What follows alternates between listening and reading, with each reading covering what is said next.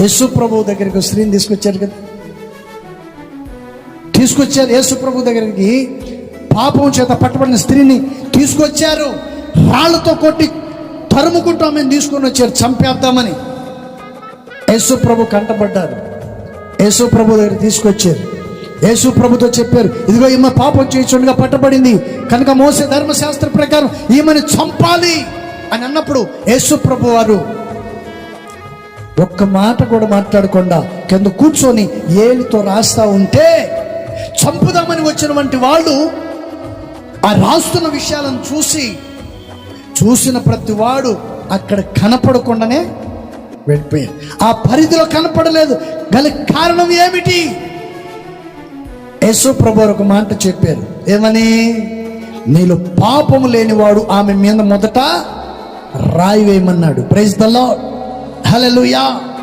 దురాశల మధ్యలో బ్రతుకుతూ పాపము జీవితాన్ని జీవిస్తూ శరీర సంబంధమైన విషయాల్లో ధనాపేక్షలు పడిపోయి లోకానుసారంగా జీవిస్తూ ఇంకా అనేకులకు నిందలు మోపుతూ ఉంటారు, అనేకుల మీద నిందలు వేస్తూ ఉంటారు, ఎదుటివాడిని అవమాన పాలు చేస్తూ ఉంటారు.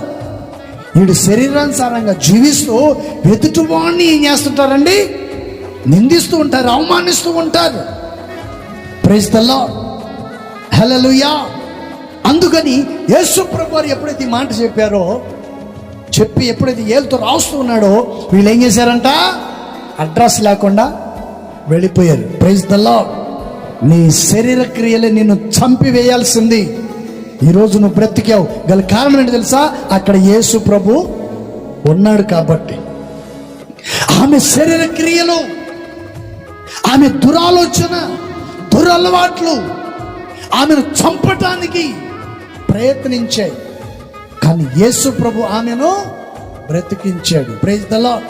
యేసు ప్రభు ఆమెను లేపి నిలబెట్టి, ఇదిగో నేను కూడా నిన్ను శిక్షించట్లేదు, ఇంక మీదట జాగ్రత్తగా వెళ్ళి బుద్ధి జ్ఞానంతో బ్రతకమని యేసే పంపించాడు. Praise the lord, hallelujah.